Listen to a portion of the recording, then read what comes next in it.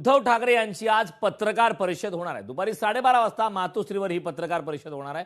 तर या पत्रकार परिषदेच्या माध्यमातून उद्धव ठाकरे काय बोलणार याकडे संपूर्ण महाराष्ट्राचं लक्ष लागलं आहे। ज्या प्रकारच्या घडामोडी मागच्या काही दिवसांपासून सुरू आहेत त्या संदर्भात आज उद्धव ठाकरे आपली काय भूमिका मांडतात हे पाहणं महत्त्वाचं आहे।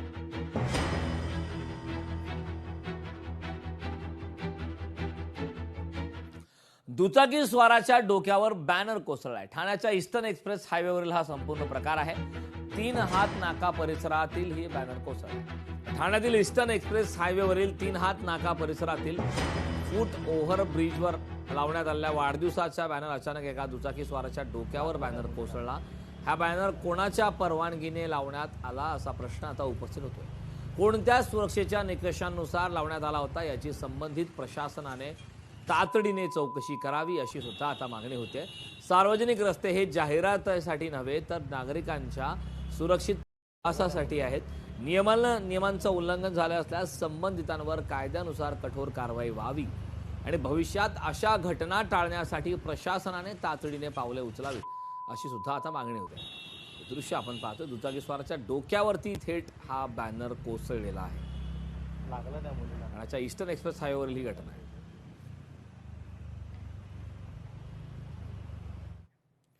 बिल्डरच्या निष्काळजीपणामुळे मजुराचा मृत्यू झालाय।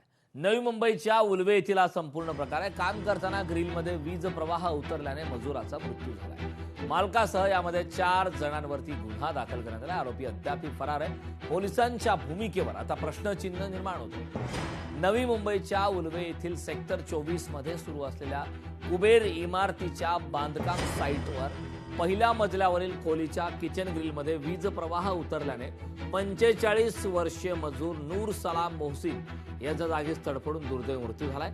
1 जुलै रोजी घडलेल्या या थरारक घटनेनंतर उल्वे पोलिसांनी कुबेर कन्स्ट्रक्शनचे मालक गिगाराम चौधरी, मुकेश चौधरी, सुपरवायझर नारायण चौधरी आणि इलेक्ट्रिक इंजिनियर यांच्यावर गुन्हा दाखल केलाय। मात्र या घटनेला 10 दिवस उलटले अजून सुद्धा आरोपी फरार आहेत। पोलिसांनी आरोपीला अद्याप अटक केली।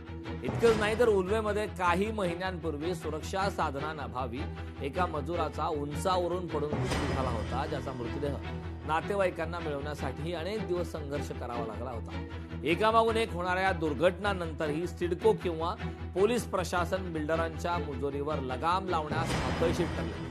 केवळ गुन्हे दाखल करण्यापलीकडे कोणतीही ठोस कारवाई होत नसल्याने प्रशासन आणखी किती मजुरांचा बळी जाण्याची वाट पाहत आहे असा संतप्त सवाल आता स्थानिक नागरिकांमधून उपस्थित होतो।